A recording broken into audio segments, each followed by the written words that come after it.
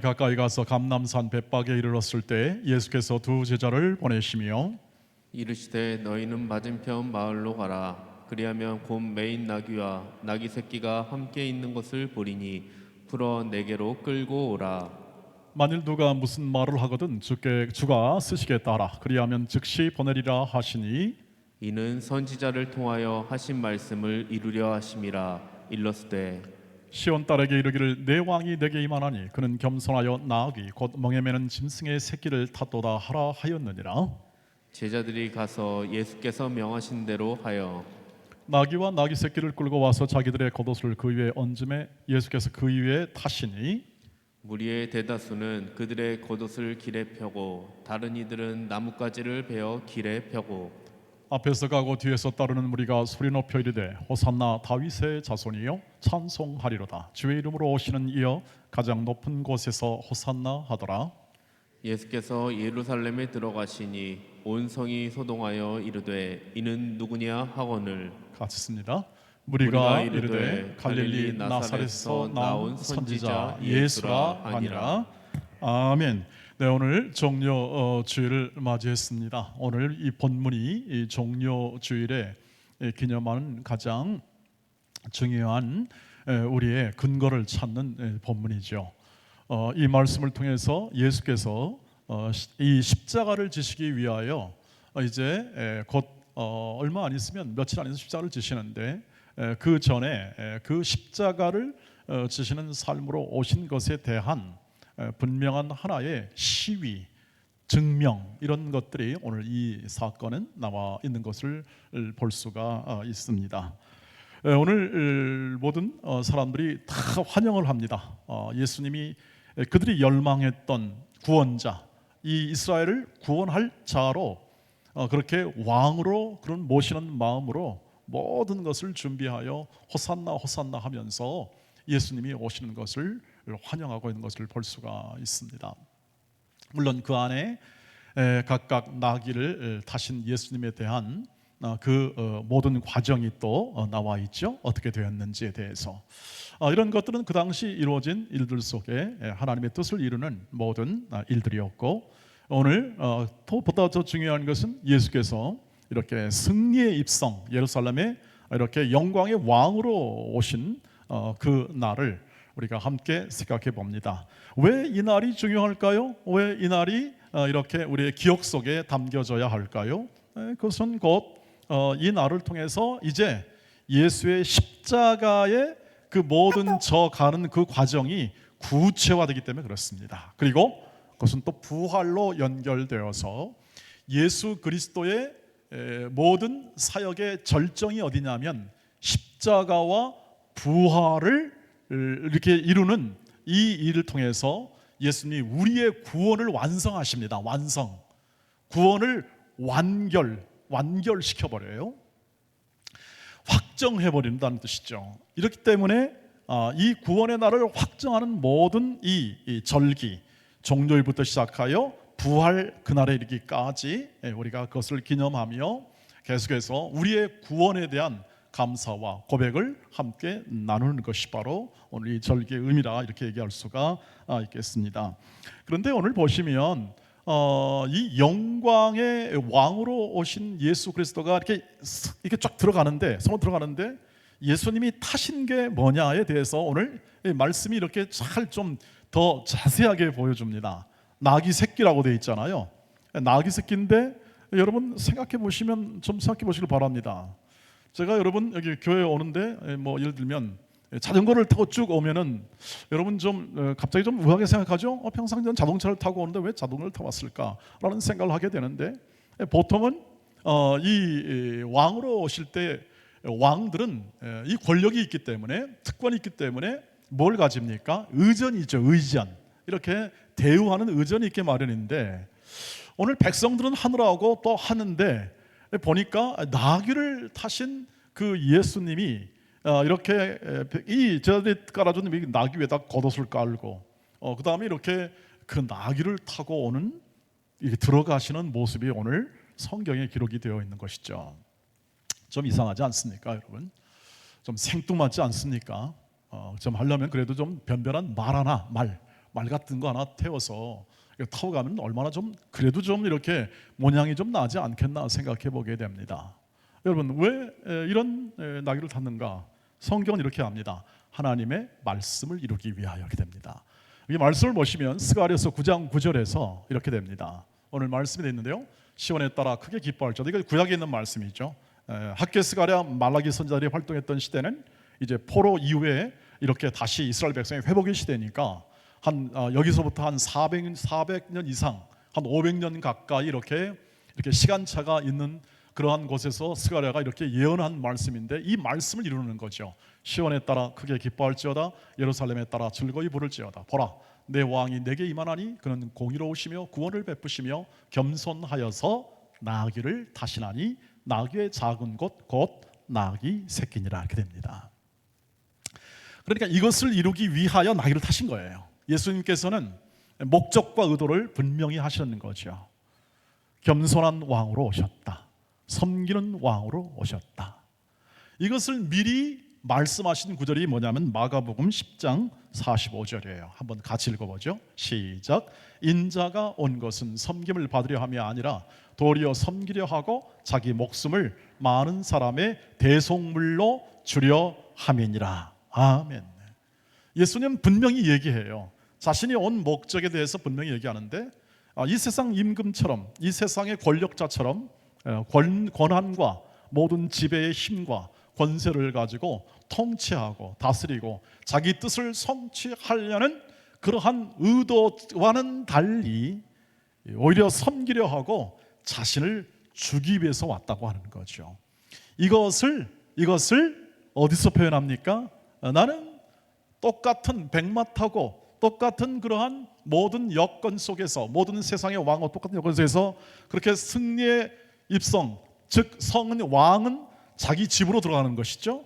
그것을 그렇게 하는 것이 아니라 겸손한, 그리고 섬기는 그러한 왕으로 오셨음을 나귀를 탐으로 그렇게 백성들의 모습 속에 각인시켜 예수 그리스도를 스스로 계시하시는 거죠. 자신을 보여주는 것입니다. 그런데 이해를 못합니다. 사람들이 이해를 못해요. 요한복음에 보면, 똑같은 기사 속에 요한복음에 보면은 거기에 이 제자들이 그때 뭔지를 몰랐다고 그래요. 이게 뭐냐? 뭔지 모른 채 어떻게 합니까? 그냥 이렇게 다 환영한 겁니다. 뭔지 모른 채 그 당시 제자들은 예수님이 도대체 왜 그랬을까? 뭔지 모른 채 했다가 나중에 예수님이 영광을 얻고서야, 즉 예수님께서 부활 생명으로 다시 부활하신 다음에 제자들이 그것을 알고부터 그때 알게 됐다는 얘기죠. 그래서 우리가 이 모습을 생각해 볼 때 우리도 신앙생활이 이렇게 좀 가물가물하지 않습니까? 예를 들면 좀 이렇게 예수님에 대해서 잘 이렇게 모른 채 이렇게 신앙생활이 할 수도 있겠구나, 그런 생각을 좀 해보게 됩니다. 왜냐하면 우리가 만약 거기 있었다면 제대로 알았겠습니까? 예수님이 하신 일에 대하여 제대로 알았겠냐고요? 몰랐을 겁니다. 우리도 몰랐을 겁니다. 우리도 판단하지 못했을 겁니다. 주님이 하신 일에 대해서 말이죠.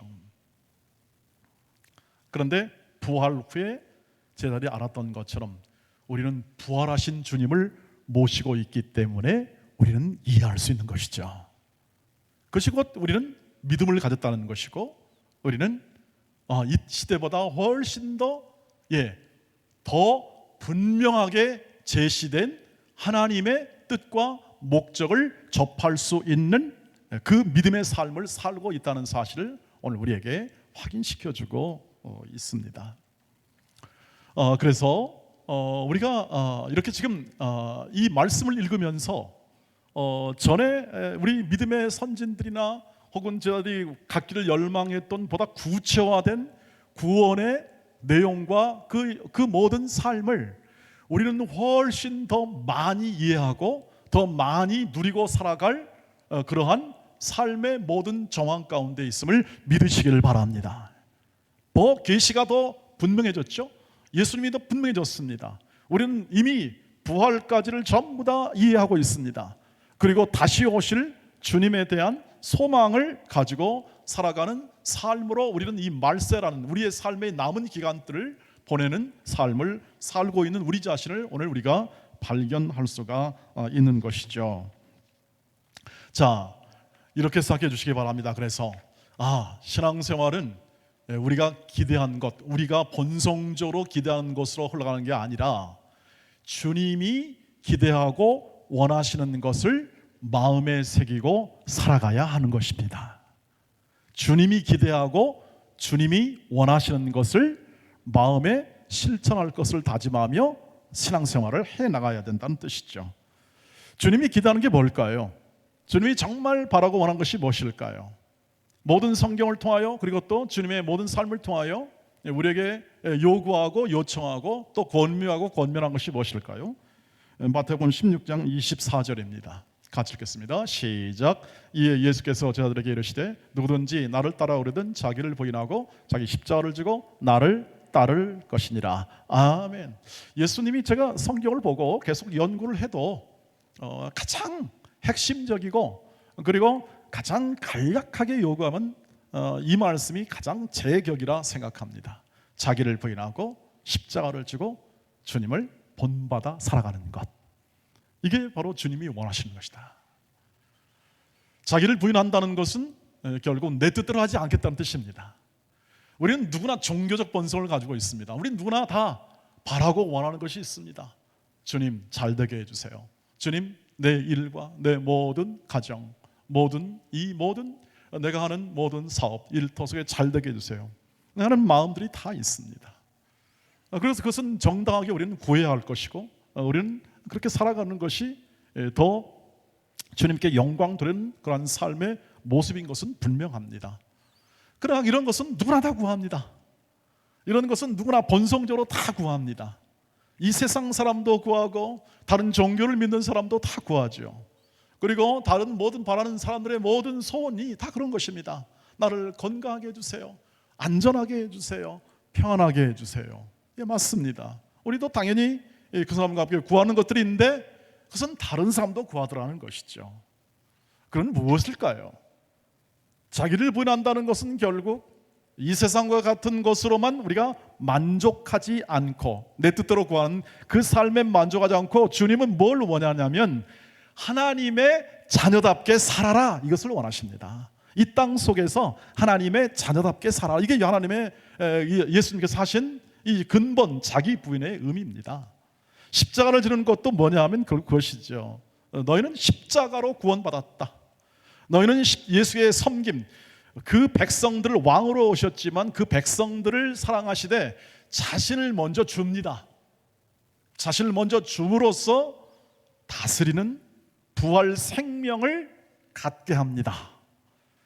자신을 주지 않고 자신에게 자기가 죽지 않고 부활이 없잖아요. 그리고 자신의 모든 희생 없이 생명을 얻을 수 없다는 진리를 우리에게 가르쳐주기 위하여 친히 그 길을 걸어가신 것이고, 그 고난을 통하여 온전한 하나님의 뜻에 순종하는 법을 배워 우리에게 길잡이, 본받음이 되어 우리 앞에 딱 앞서 역사의 길을 걸어가셨고 삶을 사신 것이죠. 그 길을 걸어가는 것입니다. 그 십자가를 지고 자기를 부인하고 그 삶을 살아가는 것, 그것이 다르게 표현할 때는 너희는 서로 사랑하라. 내가 너희를 사랑한 것 같이 너희도 서로 사랑하라. 그리하면 이로써 너희가 참된 제자인 줄 알리라. 요한복음 13장 34절 35절 말씀과 그리고 에베소서 5장 1절 2절 말씀, 너희는 사랑 가운데 거하라. 내가 너희를 사랑한 것 같이 너희도 주의 사랑 안에 거하고 서로를 용납하고 용서하고 그렇게 살아가라. 이렇게 말씀으로 정확하게 얘기를 해서 이것을 새 언약으로 삼아 너희는 다른 것은 없다. 다른 모든 것은 전부 다 여기에 속한 것이다. 서로 사랑하라. 너희의 삶의 가장 중요한 삶의 가치요, 삶의 방식이다. 너희가 다른 이 세상의 그 어떤 삶의 방식보다 너는 이 방식으로 삶을 살고 이것을 통하여 너희의 모든 삶의 가정, 일터, 교회와 살아가는 모든 삶 속에서 이 가치로 모든 행동을 하여라 이것이 바로 주께서 우리에게 요구하시고 요청하신 하나님 자녀의 마땅한 생애죠. 너는 걱정하지 말아라. 먹을 것 입을 것 넌 내 자녀들이다. 먹을 것 입을 것 잘 것 걱정하지 말아라. 내가 친히 채운다. 너희의 노력과 수고가 있을 수 있겠으나 염려하지 말아라. 밥 굶지 않을 것이다. 너희의 모든 걸음 모든 신발이 그렇게 달아진 채로 신발 없이 살지 하지 않겠다. 저들의 백합화를 보라. 저 공중에 나는 새를 보라. 하나님이 친히 다스림에 부족함이 없다. 하물며 하나님의 자녀들이냐. 그러므로 우리 이렇게 말씀합니다. 너희는 이 세상의 염려와 걱정으로부터 자유함을 얻은 하나님의 자녀들이다. 하나님의 자녀들은 이 세상의 걱정과 염려로 사는 사람이 아니다. 걱정될 수 있지만 자기를 부인하고 자기 십자가를 져 친히 자신의 모든 생명과 온 목숨을 다하여 진정한 사랑을 표현하여 내신 예수 그리스도의 십자가의 정신과 그 사랑을 가슴에 푹 담고 너희의 모든 삶에서 그 삶을 행하여라. 이렇게 요청하는 것이죠. 그래서 교회 사역이나 교회 일이나 이 모든 일은 모든 특별히 직분에 관련되고 그리고 우리가 하는 모든 섬김의 일들은 전부 다 자기를 부인하고 십자가 정신으로 하지 않으면 고생이 이만저만이 아닙니다. 고생이 이만저만이 아닙니다. 고생은 고생대로 하고 원래 이게 고생이잖아요. 우리의 삶이 수고로운데 고생하게 됩니다. 그것이 아니라 십자가를 하게 되면 그것이 어디에 나타납니까? 그 안에 담긴 그 십자가의 사랑이 역사합니다. 그 사랑은 사람의 이성이나 사람의 가지고 있는 일반적 이해를 넘어서는 하나님의 사랑이기 때문에 각 사람이 그 사랑의 풍성함을 각각 그 삶을 살 때에 가지게 됩니다. 그리고 내면화됩니다. 온유함이 내면화되고 그리고 겸손함이 그 안에 자리 잡게 됩니다. 십자가 없이는 안 됩니다. 자, 즉 고난의 십자가 없이는 이것이 형성이 되질 않습니다. 그래서 고난은 뭐라고 하죠? 변장된 축복이다 이렇게 얘기하는 사람도 있습니다. 이미 거기까지 가신 분도 계시리라 생각합니다. 고난쯤이야 하는 정도로 가신 분도 있으리라 생각합니다. 그러나 어쩌면 우리는 우리의 모든 두려움이 앞선 삶의 모든 상황 속에서 걱정과 근심 속에 더 많은 시간을 보낼 수도 있을 것이라고 생각합니다. 괜찮습니다. 주께서 저와 여러분을 넉넉히 인도하십니다. 주께서 우리를 온전한 자리에 이르기까지 쉬지 않고 우리를 도우시고 인도하실 것입니다. 부디 여러분 십자가를 지시고 자기를 부인하며 사는 삶의 내용이 여러분 가운데 풍성히 이루어지기를 주의 이름으로 축복합니다. 여러분의 인생의 가장 깊은 사랑을 맛볼 수 있고 여러분이 이룰 수 있는 가장 소중한 인격과 성품을 이룰 수 있는 길이 바로 이 안에 담겨 있는 것이죠. 주 예수 그리스도를 따라갈 때 자기를 부인하고 십자가를 지며 주를 향하여 걸어갈 때 모든 삶에서 그 아름다운 사랑과 그 영광의 임재가 여러분의 가슴과 영혼을 풍성하게 채우실 줄 믿습니다. 어머니들이 그렇지 않습니까? 이렇게 드러나지 않고 이렇게 하는 모든 일들 속에 고생 하나 알아줍니까? 때로는 남편도 못 알아주는 경우도 많지 않습니까? 그러나 눈물과 한숨 그리고 아픔 이런 모든 것들을 부여잡은 채 어떻게 합니까? 고난의 십자가를 견디며 그 고난 속에 일어나고 계속 주 예수 그리스도를 의지함으로 계속 견디며 행하게 될 때 어떻게 합니까? 자녀들이 자라가고 가정이 커나가고 그리고 모든 사람들이 어떻게 합니까? 하나님의 사랑 안에 거하는 것을 우리 눈으로 확인하지 않습니까? 이것이 진정한 자기를 부인하고 사는 그 사랑의 삶의 하나의 단면일 수 있고 여러분들에게 속한 여러분 하나님이 주신 삶의 정황이요 삶의 모든 과정이요 무대가 될 줄 믿습니다. 우리에게 허락한 이 삶 직장에도 마찬가지며 우리의 삶의 모든 현장 속에서 이 태도와 이 삶을 견지하시기를 주의 이름으로 축복합니다. 왜 어렵지 않겠습니까? 왜 힘들지 않겠습니까? 그러나 그 삶의 언저리에 혹은 또는 주위에 그 중심에 모든 것이 합력하여 선을 이루시는 하나님이 여러분과 함께 계심을 믿으시길 바랍니다. 그 믿음을 가지고 담대하게 그 길을 가십시오. 요란하지 않습니다. 묻혀 있는 것 같습니다. 보배가 묻혀 있는 것처럼 남이 인정한 길이 아닙니다. 예수님이 허락하신 이 걸어가신 길은 다 인정받고 가는 길이 아니었습니다. 온갖 멸시와 모욕과 왜 집니까? 하는 그러한 이 십자가를 짐에 대한 도저히 이해할 수 없는 사람들의 반응 속에서 예수님은 그 길을 걸어갔던 것이죠.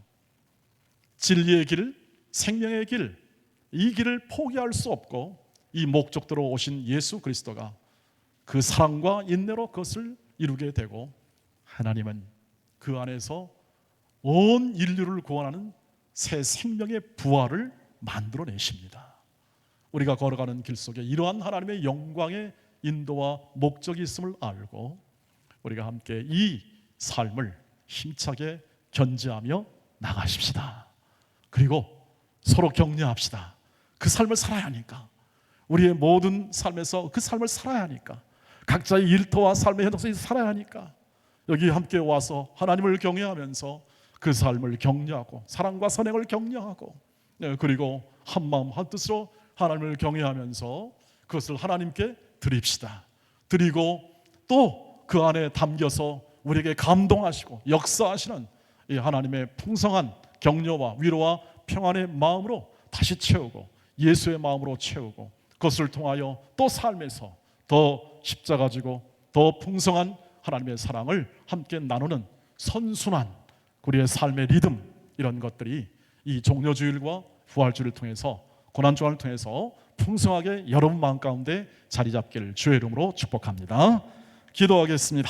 자비하신 하나님, 능력의 하나님, 부활의 주님, 그러나 자기를 부인하고 십자가를 지고 나를 따르라고 말씀하신 십자가의 사랑을 온전케 보여주신 예수 그리스도를 따라 어떤 조건과 어떤 환경 속에서도 이 믿음으로 살아가게 하옵소서. 예수님의 이름으로 기도하옵나이다. 아멘.